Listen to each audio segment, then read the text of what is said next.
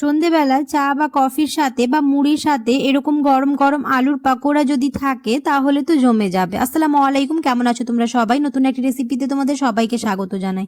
এই মুচমুচে আলুর পাকোড়া কি করে বাড়িতে খুব সহজে তৈরি করবে আজকের ভিডিওতে সেটাই শেয়ার করব। এটা যেমন মুচমুচে হয়, খেতেও হয় অসাধারণ। দেখে নাও তাহলে আজকের রেসিপি। ভিডিও শুরু করার আগে একটাই রিকোয়েস্ট, চ্যানেলটাকে যদি সাবস্ক্রাইব না করে থাকো তাহলে সাবস্ক্রাইব করে দিও, আর ফেসবুক থেকে দেখলে পেজটাকে ফলো করতে ভুলো না।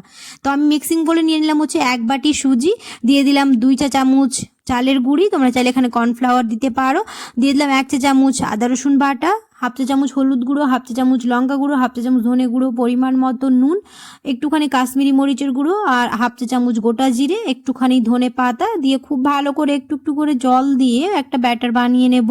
একটু একটু করে জল দিয়ে খুব ভালো করে একটা ব্যাটার বানিয়ে নিব। সবগুলো জল একসাথে দেব না, আর বেকিং সোডাও এখন দেব না। খুব ভালো করে যখন ব্যাটারটা আমাদের রেডি হয়ে যাবে তখন দিয়ে দিব হচ্ছে বেকিং সোডা। আর এই বেকিং সোডার চালের গুঁড়ি দেওয়ার জন্য এই পাকোড়াটা খুবই মুচমুচে হয়। তোমরা যদি এরকম করে বানাও তো একদমই দোকানের মতোই মুচমুচে হবে, আর মুড়ির সাথে খেতেও খুব ভালো লাগবে, বা চা বা কফির সাথে তোমরা এই পাকোড়া খেতে পারো। তো খুব ভালো করে একটুখানি সময় নিয়ে আমি খুব ভালো করে মিশিয়ে নিয়েছি। খুব ভালো করে মিশিয়ে নিতে হবে যাতে কোনো অংশে ল্যাম্পস না থাকে। তো আমার খুব ভালোভাবে এটা মিশানো হয়ে গেছে, আর খুব ভালোভাবে যখন এটা মিশানো হয়ে যাবে তখন ওর মধ্যে দিয়ে দিব হচ্ছে 1 চা চামচ বেকিং সোডা, দিয়ে আবার খুব ভালো করে মিশিয়ে নেব।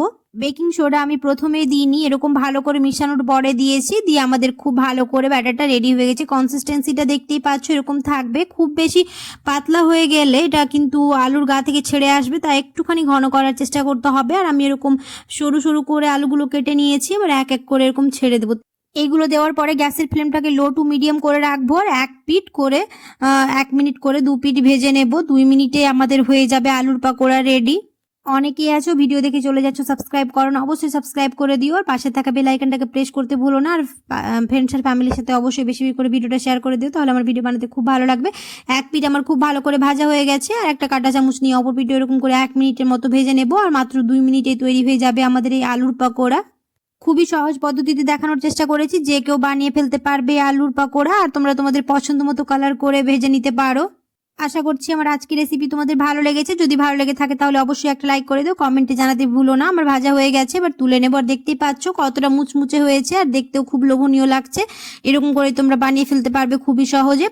আজকের ভিডিওটা এখানে শেষ করে দিচ্ছি। দেখা হবে খুব শিগগিরই পরের একটি নতুন রেসিপিতে। সবাই খুব ভালো থাকবে, সুস্থ থাকবে, সাবধানে থাকবে। আল্লাহ হাফেজ।